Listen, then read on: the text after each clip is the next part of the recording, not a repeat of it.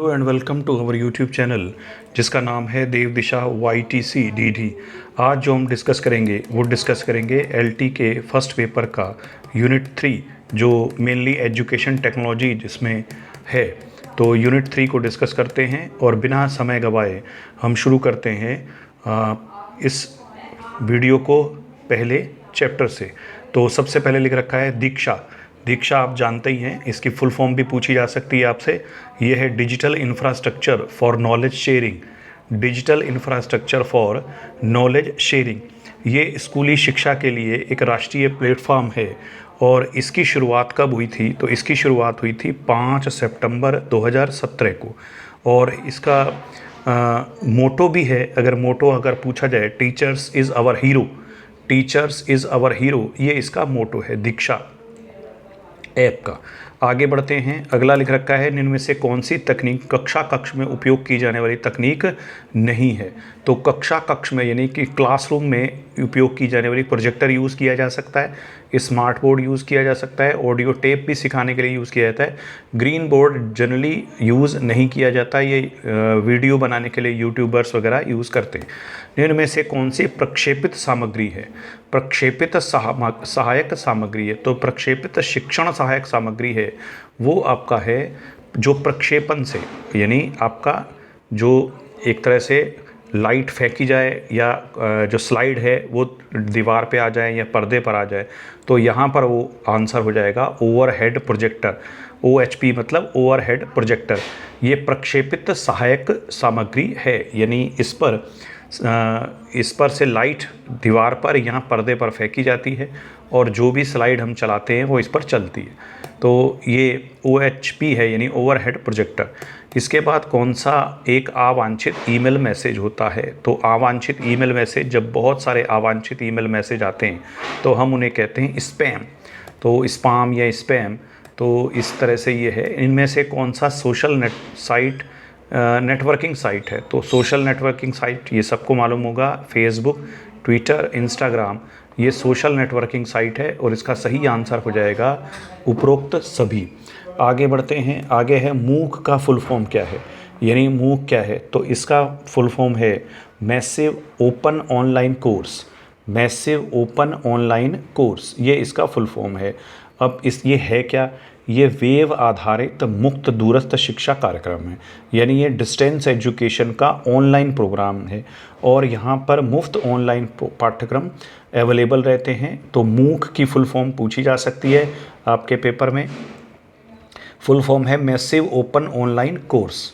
इसके बाद उत्तराखंड में मुक्त व दूरस्थ शिक्षा को समर्पित संस्थान है, यानी ODL मतलब open and distance learning institute. तो ये है UOU, उत्तराखंड ओपन यूनिवर्सिटी। ये उत्तराखंड का अपना ओपन यूनिवर्सिटी है जो मुक्त व दूरस्थ शिक्षा को समर्पित है। इग्नू पूरे देश का है, Indira Gandhi national open university और GV पंत यूनिवर्सिटी ये ऑनलाइन या इस तरह से दूरस्थ शिक्षा कार्यक्रम आयोजित नहीं करती है, उत्तराखंड की यूनिवर्सिटी है, लेकिन ये ऑनलाइन या दूरस्थ शिक्षा को समर्पित नहीं है। तो इसका सही आंसर है UOU। ये आपका जो ओपन यूनिवर्सिटीज़ या ओपन दूरस्थ शिक्षा से समर्पित जो आपके सिलेबस में टॉपिक है वहाँ से ये लिया गया, क्योंकि उत्तराखंड में एकमात्र UOE ही ओपन यूनिवर्सिटी है सरकारी, तो इसी वजह से ये क्वेश्चन आ सकता है इसके ऊपर। इसीलिए मैंने पिछले वीडियोस में भी देखा होगा तो UAU पे क्वेश्चन बनाए हैं। इनमें से कौन सा ईमेल भेजने के लिए आवश्यक है? तो सब्जेक्ट आवश्यक होता है, कंप्यूटर आवश्यक होता है, लेकिन सबसे ज़्यादा आवश्यक आपका होता है सेंडर मेल एड्रेस। अगर सेंडर मेल एड्रेस नहीं है तो कंप्यूटर नहीं है तो आप मोबाइल से भेज सकते हो, और अगर आपके पास सब्जेक्ट नहीं है तो बिना सब्जेक्ट डाले भी आप कुछ भी मटेरियल, फ़ोटो वगैरह बिना सब्जेक्ट से भेज सकते हो। तो सबसे ज़्यादा आवश्यक आपका सेंडर मेल एड्रेस है। ईमेल भेजने के लिए पूछ रहा है, तो ईमेल भेजने के लिए तो सबसे पहले यानी आप लेटर लिखोगे तो एड्रेस तो होना ज़रूरी है। इसके बाद नेक्स्ट लिख रखा है क्या शिक्षा नवाचार की विशेषता नहीं है? यह एक नवीन संप्रदाय है, सही है। ये नवाचार जो होता है, शैक्षिक नवाचार यानी किसी शिक्षा के संदर्भ में कोई नया काम करना, तो ये एक नया कंसेप्ट है। ये समय सापेक्ष परिवर्तन पर आधारित होता है। इसका मतलब हुआ कि ये टाइम बेस्ड होता है, ये टाउन बाउंड होता है। तो आज आपने कुछ किया है तो हो सकता है कल उसकी प्रासंगिकता समाप्त हो जाए या बनी रहे, तो ये टाइम बाउंड होता है। इसके बाद ये अंतर्दृष्टि व सूझबूझ पर आधारित होता है, ये भी कथन सही है। इसका मतलब होता है कि ये सूझबूझ आपकी अपने इंट्यूशन पर, आपकी अपनी क्रिएटिविटी पर डिपेंड होता है, और यह हमेशा आईसीटी आधारित होता है। ये गलत कथन है, ये आईसीटी आधारित नहीं भी हो सकता, ये बिना आईसीटी के भी हो सकता है और आईसीटी के साथ भी हो सकता है, इसीलिए हमेशा कहना गलत है यहाँ। तो यही कथन शैक्षिक नवाचार के संदर्भ में बिल्कुल गलत है। अगला प्रश्न है टीएलएम, ये बहुत ईजी क्वेश्चन है। टीएलएम आप जानते हैं, टीचिंग लर्निंग मटेरियल।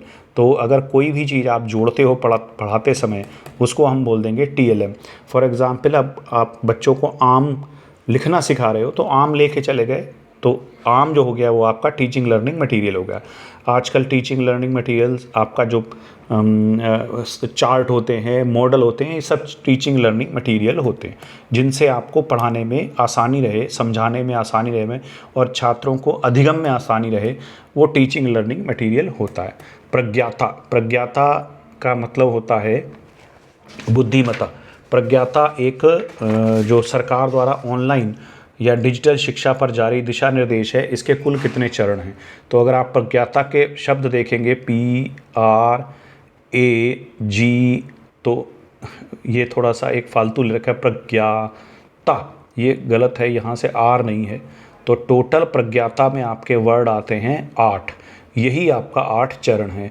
ये हर चरण को यहाँ मेंशन कर रखा है। P मतलब होता है प्लानिंग, P से मतलब प्लानिंग हो गया आपका, R से रिव्यूइंग हो गया, फिर A से हो गया अरेंजिंग, फिर आपका हो गया गाइडिंग G से, और फिर Y से यहाँ टाक की जगह याक लिख दिया गया है मतलब इसका टाक, चूँकि ये प्रज्ञाता बन नहीं रहा था तो याक मान लिया गया, याक मतलब टाक। और फिर आपका असाइनिंग, असाइनमेंट देना, और असाइनिंग हो गया। इसके बाद आपका फिर हो गया ट्रैकिंग, तो ट्रैक करना, और फिर आपका लास्ट में हो जाएगा एप्रिसिएटिंग।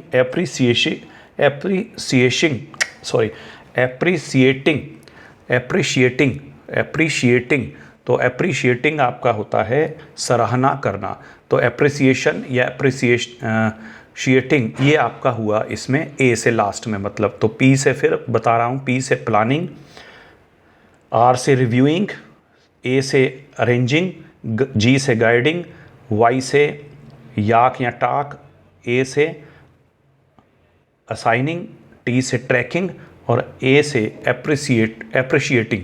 तो इस तरह से 8 स्टेप होते हैं। तो यहाँ भी थोड़ा मिसप्रिंट है, 8 आपके इसके स्टेप हो गए। तो टोटल स्टेप कितने होते हैं? 8। तो प्रज्ञाता क्या है? ऑनलाइन जो 2020 में ये जारी किए गए थे MHRD द्वारा, यानी ministry of human and resource development, अब इसे शिक्षा मंत्रालय कहा जाता है। तो शिक्षा मंत्रालय द्वारा, केंद्रीय शिक्षा मंत्रालय द्वारा वर्ष 2020 में जब कोरोना चल रहा था तो ऑनलाइन शिक्षण का बहुत जोर था, तो इसके कारण बच्चों, ऑनलाइन या डिजिटल शिक्षा के कारण बच्चों के स्वास्थ्य पर बुरा प्रभाव पड़ रहा था। तो उसको रोकने के लिए या एक तरह से डिजिटल शिक्षा को दिशा निर्देश देने के लिए प्रज्ञाता जारी किए गए थे। हर वर्ड का एक मीनिंग है, हर शब्द का एक, हर अक्षर का एक मीनिंग है, और इस तरह से ये मीनिंग ही इसके चरण हैं। तो टोटल चरण 8 हो गए, सही आंसर हो गया 8। नेक्स्ट देखेंगे, देश भर में शैक्षिक सामग्री के संवितरण के लिए कक्षा आधारित उपग्रह जो 2 तरफा संचार उपकरण उपलब्ध कराता है का नाम है। तो जो ये बहुत सिंपल भाषा में हम बात करें तो भारत का पहला शिक्षण को समर्पित सैटेलाइट वो है GSAT और EduSat, दोनों ही इसके नाम हैं। तो का और खा दोनों हो गया। लुम्सडेन के अनुसार शिक्षण तकनीक के कितने घटक हैं? तो लुम्सडेन के अनुसार शिक्षण तकनीक के घटक हैं 3। एक आपका होता है कठोर शिल्प तकनीक, कोमल यानी हार्डवेयर, कोमल तकनीक जिसे हम कहते हैं सॉफ्टवेयर, और तीसरा होता है शैक्षिक प्रबंध या प्रणाली विश्लेषण। तो 3 शैक्षिक घटक होते हैं। शैक्षिक घटक के 3 शैक्षिक तकनीक के 3 घटक होते हैं। इस तरह से आगे बढ़ते हैं। इनमें से कौन सा अशाब्दिक संप्रेषण नहीं है? अशाब्दिक मतलब जब आप बिना कहे संप्रेषण करें, बिना कुछ शब्द बोले, तो ये आँखों से हो सकता है, शरीर की भाषा से हो सकता है, चेहरे के भाव से हो सकता है, लेकिन कभी कभी भी सामूहिक चर्चा जो है वो बिना शब्दों के नहीं हो सकती। तो बिना शब्दों के सामूहिक चर्चा नहीं हो सकती, इसीलिए यही अशाब्दिक संप्रेषण है। संप्रेषण मतलब होता है कम्युनिकेशन, तो ये अशाब्दिक यानी नॉन वर्बल कम्युनिकेशन है, नहीं है का उदाहरण है सामूहिक चर्चा। ये वर्बल यानी ये तीनों तो बिना शब्दों के हो सकते हैं, लेकिन ये वाला बिना शब्दों के, सामूहिक चर्चा बिना शब्दों के नहीं हो सकती। किसे विजुअल प्रोजेक्टेड मीडिया के रूप में वर्गीकृत नहीं किया जा सकता? तो कौन, यानी प्रोजेक्टर। फिर वही क्वेश्चन आ रहा है जैसे इससे पहले आया कि जो सामने किसी पर्दे पर या दीवार पर फेंक कर जैसे पिक्चर आप देखते हैं तो वो प्रोजेक्टर जैसा ही होता है, प्रोजेक्टर ही होता है वो। तो उसमें स्लाइड भी चलती है, फिल्म स्ट्रिप चलती है और ओवरहेड प्रोजेक्टर, ये तीनों ही विजुअल प्रोजेक्टेड मीडिया के रूप में वर्गीकृत किए जा सकते हैं। रेडियो कोई प्रोजेक्टर मीडिया नहीं है। इसके बाद लिखा है किसे शिक्षण प्रक्रिया का एक स्तर नहीं माना जाता? शिक्षण प्रक्रिया का 3 स्तर होते हैं, स्मृति स्तर, बोध स्तर और चिंतन स्तर। अभिजात्य ही, ये अभिजात्य है, तो अभिजात्य स्तर कुछ नहीं होता है, ये ऐसे ही जोड़ने के लिए बनाया गया। तो स्मृति स्तर, बौद्ध स्तर और चिंतन स्तर। स्मृति स्तर जो होता है वो रटने से संबंधित होता है, ठीक है ना, और ये चिंतन स्तर सबसे ऊंचे स्थान पर होता है। इनमें से किसे शिक्षण का सर्वोच्च स्तर माना जाता है? तो अभी हम इसी क्वेश्चन के में डिस्कस किया कि सबसे ज़्यादा उच्च स्तर पर माना जाता है चिंतन का स्तर। इनमें से किससे इंटरनेट की स्पीड मापी जाती है? तो आपका इंटरनेट की स्पीड मापी जाती है, जैसा प्रश्न आ रहा है उसके हिसाब से GBps, यानी आपका इसको बोलते हैं गीगा बाइट। इसमें आपका DPI है, DPI होती है डेंसिटी ऑफ इमेज नापने की इमेज, ठीक है, डॉट्स पर इंच।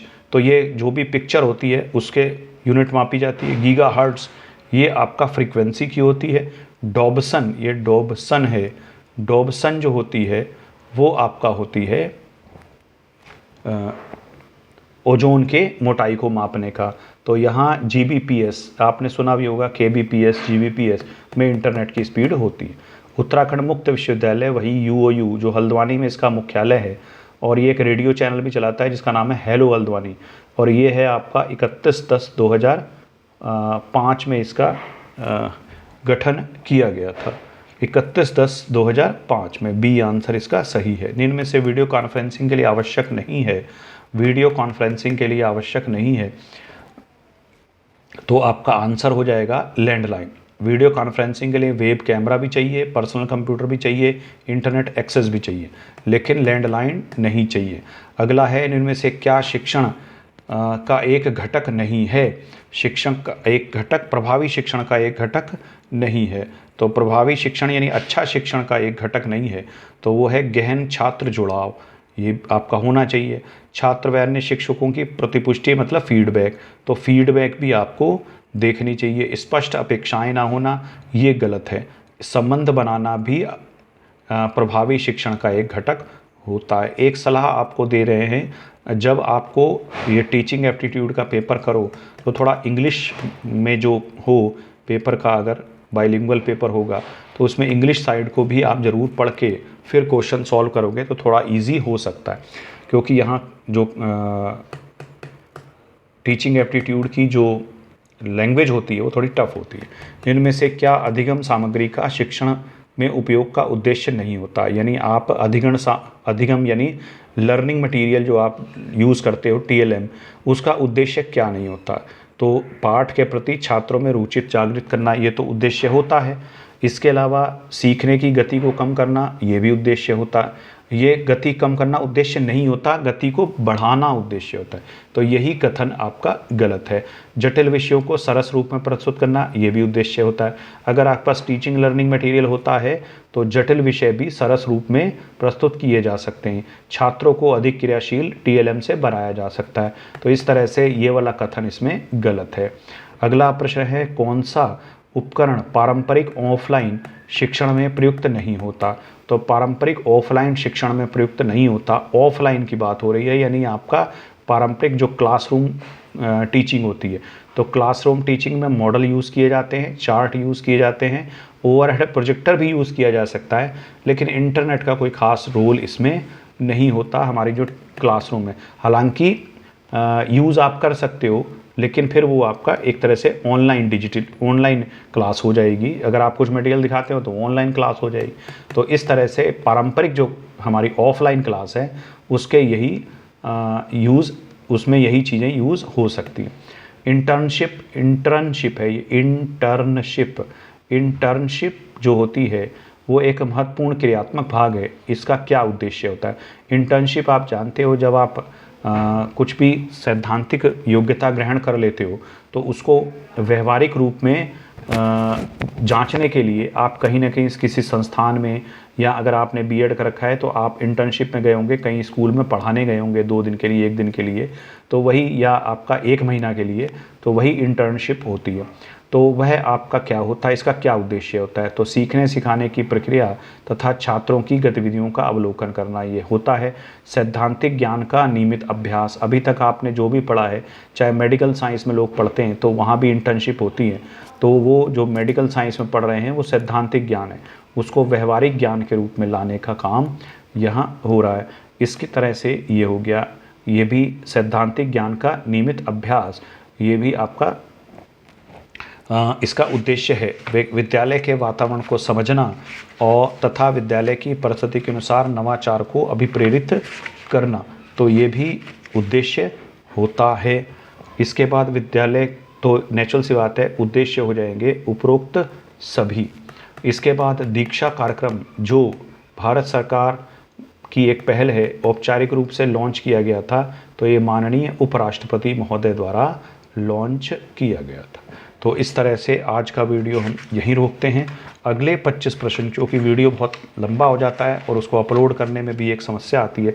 टोटल क्वेश्चन 50 हैं, 25 क्वेश्चन हम इस पर 25 क्वेश्चन इस पहले पार्ट में हम आपको दे रहे हैं। तो जुड़े रहिए हमारे इस यूट्यूब चैनल से जिसका नाम है देव दिशा YTCDD। और उत्तर में काफ़ी शुद्धता बरती गई है।